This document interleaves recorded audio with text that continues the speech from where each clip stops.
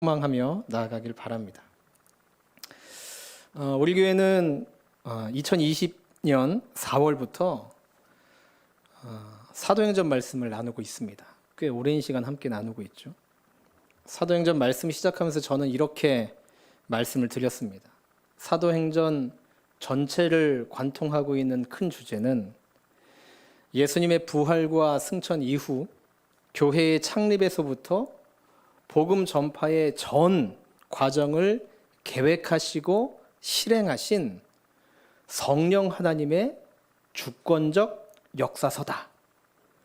사도행전에서 다양한 사람들이 교회 설립과 복음 전파에 힘썼지만 그보다 우리가 더욱더 관심을 갖고 보아야 하는 것은 그 사람들의 배후에서 실질적으로 주도적으로 일하고 계신 성령 하나님의 일하심이라 말씀을 드렸습니다. 그래서 사도행전은 성령님께서 주도하신 역사의 기록입니다 라는 말씀을 드렸어요. 때문에 우리는 어떠한 상황 속에서도 교회와 선교의 현장에서 함께 하신 하나님, 다양한 세상의 문화와 수많은 우상들 속에서도 여전히 그리스도인들에게 힘이 되시고 참 생명이 되셔서 동행해 주신 그 하나님을 이 사도행전 말씀을 통해 계속해서 확인해야 되는 것입니다. 사도행전은 오늘날에도 여전히 쉬지 않고 일하시는 성령님을 바라보며 신뢰해야 하는 저와 여러분, 그리고 우리 제주 누릴교회에도 반드시 필요한 책인 것이죠. 왜죠?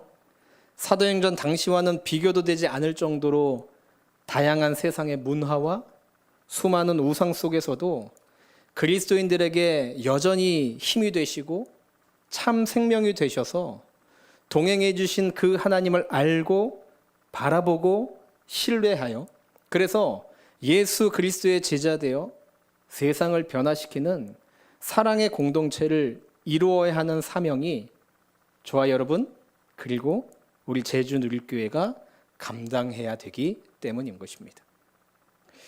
그동안 함께 나눴던 말씀들을 통해 또 앞으로 함께 나눌 말씀들을 통해 그리스도인들에게 또 우리에게 힘이 되시고 참 생명이 되셔서 동행하신 하나님을 우리는 발견하고 알게 되는 저와 여러분 그리고 우리 제주 누릴교회가 되어지길 주님의 이름으로 축원을 드립니다.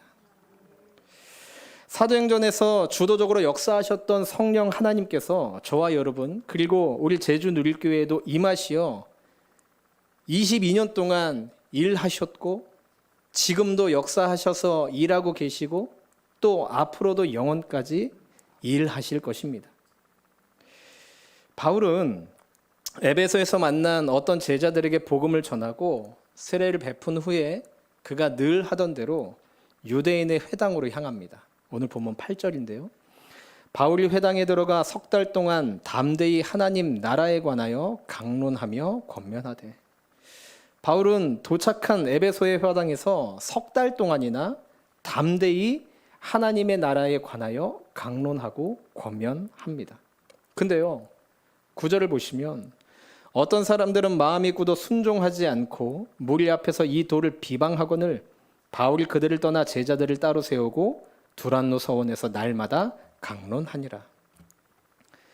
바울은 하나님의 역사를 분명히 보고 있었기 때문에 담대하게 에베소 그 지역의 회당에서 복음을 전했지만 어떤 사람들은 마음이 굳어 순종하지 않고 공개적으로 비방까지 합니다.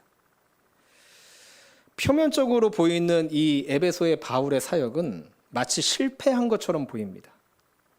복음 전도에 대한 반응이 좋지 않았기 때문이었죠. 하지만 이것은 바울이 담대히 전한 복음의 문제가 아니라 그 복음을 받아들이고 듣는 이들의 문제였습니다. 여러분, 이 복음을 비방한 사람들의 행보를 보시기 바랍니다. 마음이 굳어서 순종하지 않고 비방을 했다라는 순서입니다.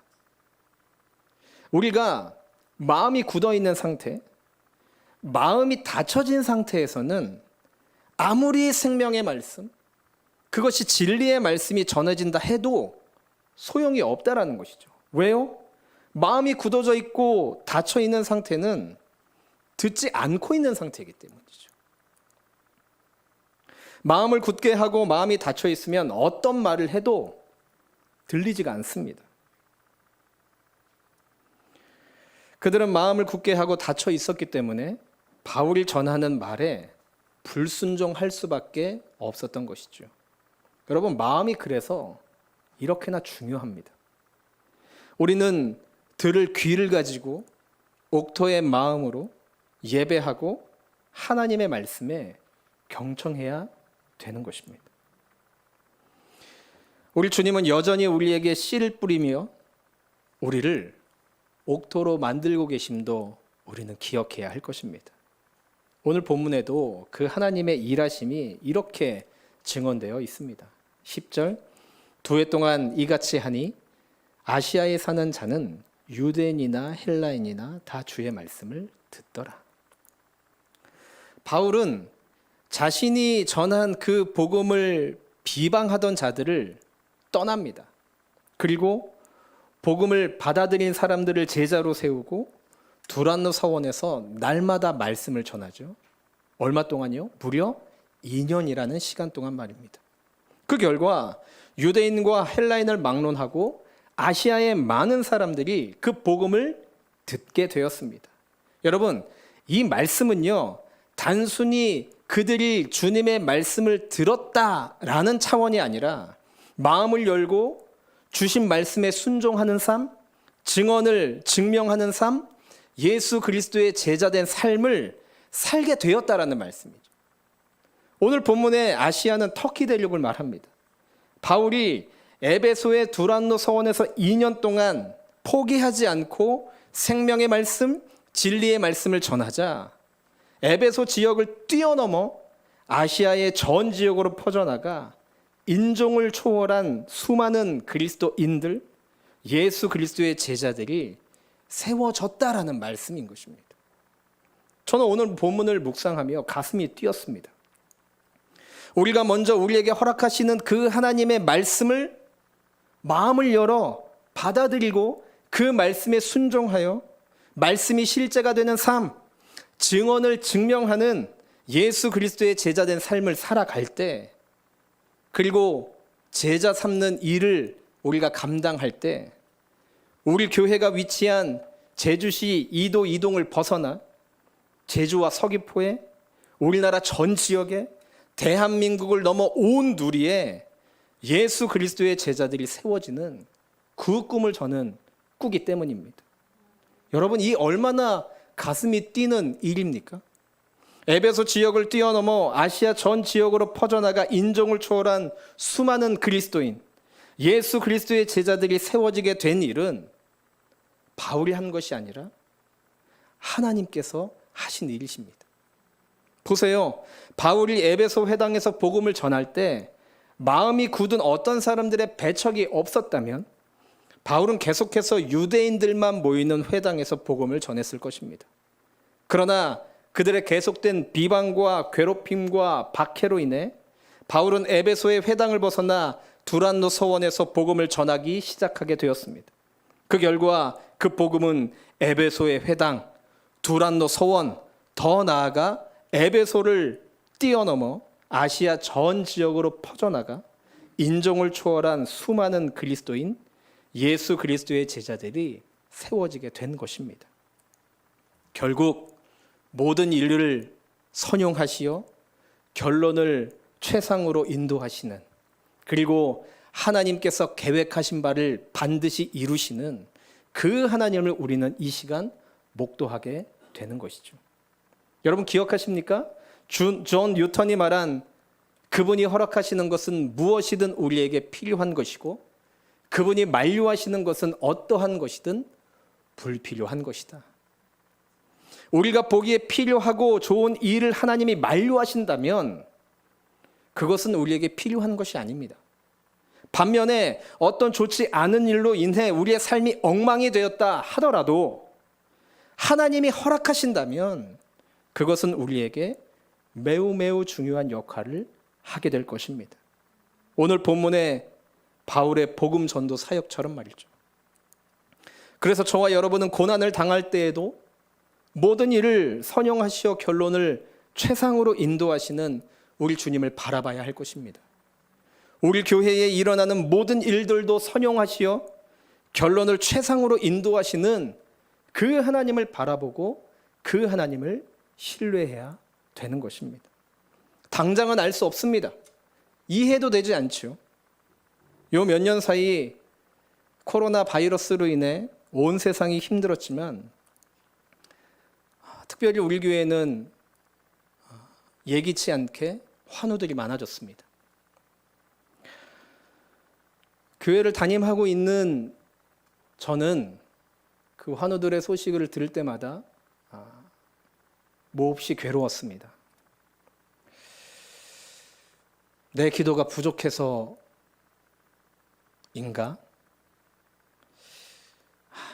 나 때문인가? 내가 목회를 잘 못하고 있기 때문인가? 그런 이제 하나님이 주신 생각이 아닌 수많은 생각들이 꼬리에 꼬리를 물면서 저를 참 많이 괴롭혔습니다. 근데 제가 제 위치에서 할 수 있는 것은 더욱 기도에 힘쓰는 것밖에 없었습니다. 근데요, 기도하면 기도할수록 하나님은 제가 기도하고 있는 대상인 하나님이 어떤 분이신지를 더욱더 명확하게 말씀하시고 드러내 보여주셨습니다. 하나님은 하나님이시며 하나님은 하나님의 계획을 이루시고야 마는 분이고 하나님은 모든 일을 선용하시어 결론을 최상으로 만드시는 분이라는 사실을 말입니다. 더불어 우리 주님이 처음이요 마지막이라는 사실도 일깨워 주시고 알려주셨습니다. 요한계시록 22장 13절 말씀, 나는 알파와 오메가요 처음과 마지막이요 시작과 마침이라. 그렇습니다.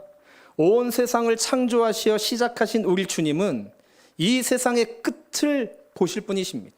즉 심판하실 분이시죠. 또한 우리의 구원을 위해 착한 일을 시작하신 우리 주님은 끝을 보십니다. 우리의 구원을 완성하고야 마실 것입니다. 우리의 구원을 위해 기꺼이 십자가까지 지신 예수님은 우리를 결국 하나님의 나라로 인도하시고 영원히 책임져 주실 것입니다. 우리 주님은 구원할 사람은 반드시 어떻게 해서든지 구원을 이루고야 마는 분이십니다. 그 사람이 주님을 벗어날지라도 결국 잡아와서 구원을 완성하고야 마는 분이 바로 우리 주님이신 것이죠.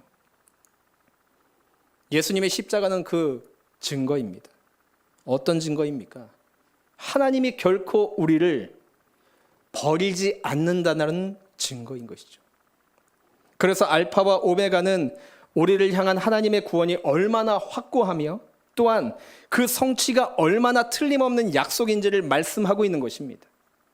이 확신을 붙든 이들은 현재 고난을 당하고 믿음이 흔들리는 일들이 많지만 다시 주님을 바라볼 수 있는 힘을 얻게 될 것입니다. 지금 우리에게도 마찬가지입니다. 예수님은 이제도 계셨고 전에도 계셨고 장차 오실 분이십니다. 예수님은 온 세상의 시작, 즉 창조되기 전부터 이미 계신 분이고 지금도 우리 가운데 함께 하시며 장차 다시 오실 분이십니다. 지금 우리가 믿는 예수님은 창조 이전부터 계신 하나님, 지금도 분명 존재하시고 분명히 살아서 역사하시는 하나님이십니다. 우리는 그 살아계신 예수님을 믿고 있습니다. 그리고 그 예수님은 반드시 다시 오실 것입니다. 과거부터 현재, 미래까지 모든 시간과 역사와 역사의 주관자, 통치자가 되시는 분이 바로 우리 주님이십니다. 이 세상에 힘 있는 사람들과 세력이 세상을 움직이는 것이 아닙니다. 우리 예수님이 통치하고 계신 것이죠. 그래서 하나님은 역사 속에서 역사하십니다. 역사도 그렇다면 당연히 우리 인생 또한 주님이 주관하고 계신 것입니다. 콘스탄틴 제제가 기독교를 공인했다고 해서 기독교의 박해가 끝난 것은 아니었습니다. 360년대 줄리안이라는 황제가 등장을 합니다. 콘스탄틴의 조카뻘 되는 사람인데요. 그는 기독교인들을 엄청나게 박해했던 사람이었습니다. 한 무명의 그리스도인이 주님을 믿다가 잡혀 원형 경기장으로 끌려갑니다. 그에게 황제가 이렇게 질문하죠. 너는 죽음이 두렵지 않느냐? 무명의 그리스도인이 대답합니다. 그렇습니다. 황제가 의아해하며 다시 묻습니다. 어째서 죽음을 두려워하지 않느냐? 무명의 그리스도인이 이렇게 대답합니다. 나의 주님은 지금도 나와 함께 하시고 살아 계시기 때문입니다. 이 말을 들은 황제는 비웃으며 야, 너의 주님이 살아있다고? 그렇다면 지금 그 나사렛의 목수는 무엇을 하고 있단 말이냐? 그때 무명의 그리스도인이 줄리안 황제에게 이렇게 대답합니다. 내 폐하, 내 주님은, 내 주님 나사렛 예수 그리스도는 폐하 같은 사람을 위해 관을 짜고 계십니다.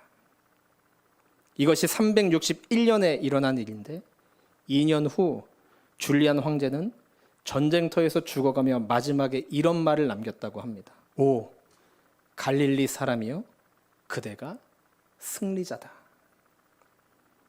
오직 주님만이 죽으셨다 부활하셨고 지금도 살아계시고 죽음을 다스리는 분이십니다. 그러면 우리는 담대해야 됩니다. 죽음까지도 다스리는 분이 나의 주님이신데 여러분, 우리가 두려워할 것이 무엇이 있겠습니까?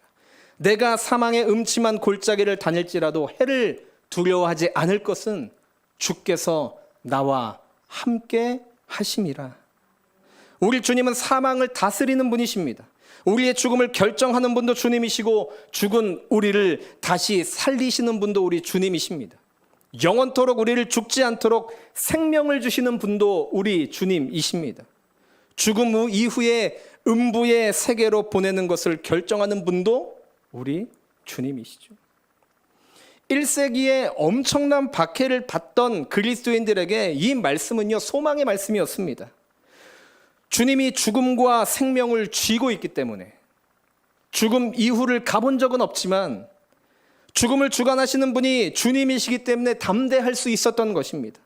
오늘도 우리 주님께서 저와 여러분에게 이렇게 말씀하십니다.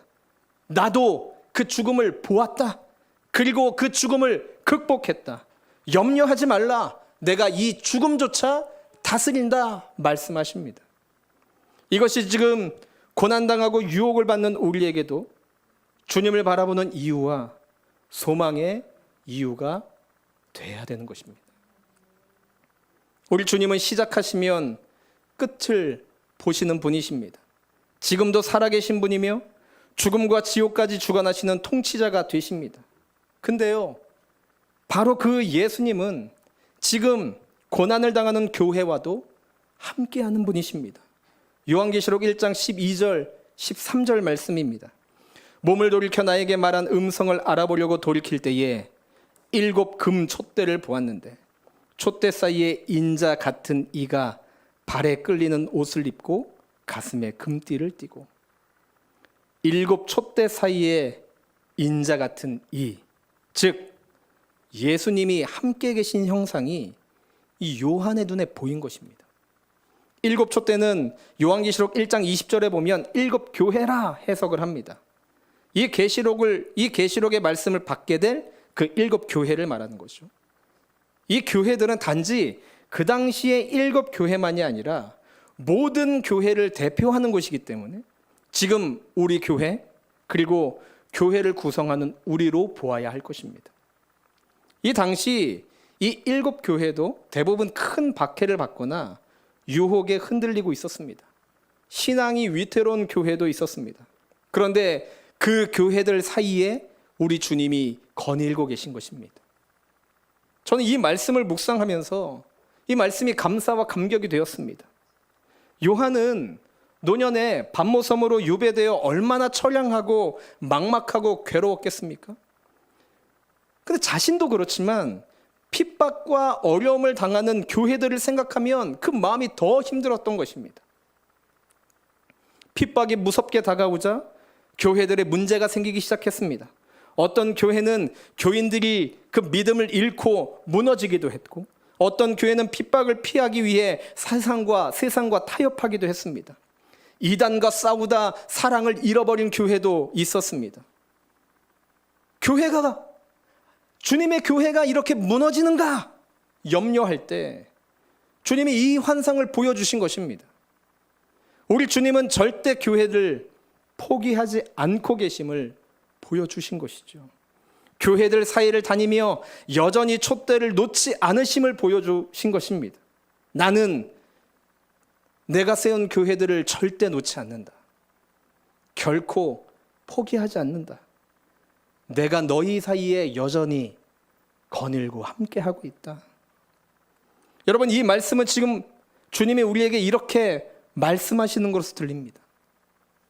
많이 힘들지? 괜찮아. 내가 있어. 여전히 함께하고 있어.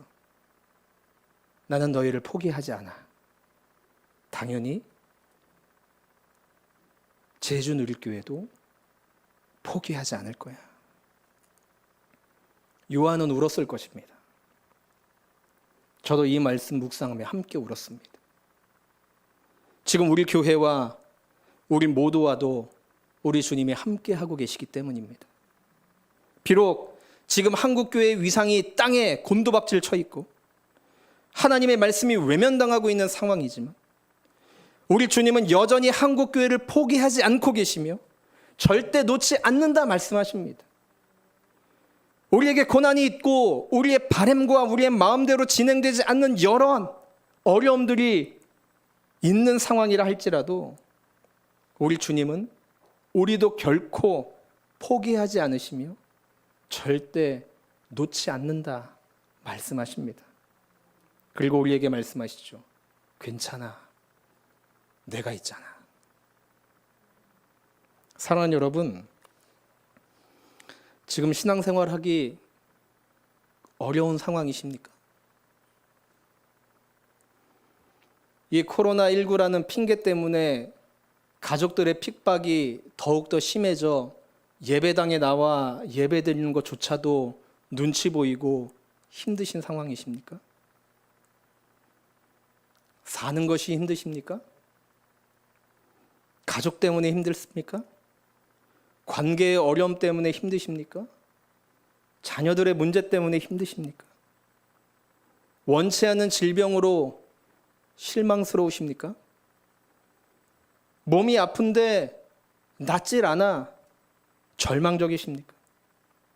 내 인생 언제까지 이래야 되는지 끝이 보이지 않아 낙심이 되십니까? 사랑하는 여러분, 그럴 때일수록 우리는 주님만 바라봐야 할 것입니다. 돈을 붙들고 사는 사람은 돈이 없어졌을 때 그의 인생도 종말이 됩니다. 명예를 붙들고 사는 사람 역시 명예와 인기를 잃어버리는 순간 종말이 되어버리고 맙니다. 자녀나 사람을 붙들고 사는 사람 역시 그 자녀가 내 수고와 헌신대로 기대한 만큼 되지 못하면 종말이 되어집니다. 때문에 우리는 무엇보다 우리 주님에게서만 우리의 소망을 두어야 합니다. 그 예수님을 붙들면 그 예수님은 결코 우리를 배반하지 않기 때문입니다. 사망의 음침한 골짜기를 다닐지라도 그래서 우리는 두려워하지 않을 수 있습니다. 사망 권세를 이기신 우리 주님께서 우리와 여전히 함께하고 계시기 때문입니다. 저는 우리 교회 창립 22주년 기념주일을 지키는 오늘 저와 여러분 그리고 우리 제주 누릴교회를 통해 제주 땅은 물론이고 온 열방이 예수의 제자 되어 예수의 제자들을 세워지는 그런 꿈을 꿉니다. 하나님이 우리와 함께 하시니 그 꿈은 이루어질 것입니다. 하나님이 우리와 우리 교회를 포기하지 않으시니 결국 하나님은 하나님의 비전과 목표를 이루실 것입니다. 하나님의 교회는 결코 망하지 않습니다. 하나님의 교회는 결코 무너지지 않습니다. 그래서 저와 여러분 그리고 우리 제주누릴교회는 오늘 이렇게 믿음으로 함께 선포하고 고백하고 싶습니다. 함께 믿음으로 고백할까요? 내가 사망의 음침한 골짜기를 다닐지라도 해를 두려워하지 않을 것은 주께서 나와 함께 하심이라. 할렐루야. 아멘. 우리 주님께 우리의 소망이 있습니다. 우리 주님께 우리 교회의 소망이 있습니다. 우리 교회와 22년을 함께 하신 하나님, 앞으로도 함께 하실 우리의 유일한 소망, 열방의 유일한 소망 되신 우리 주님을 함께 찬양합시다. 함께 찬양할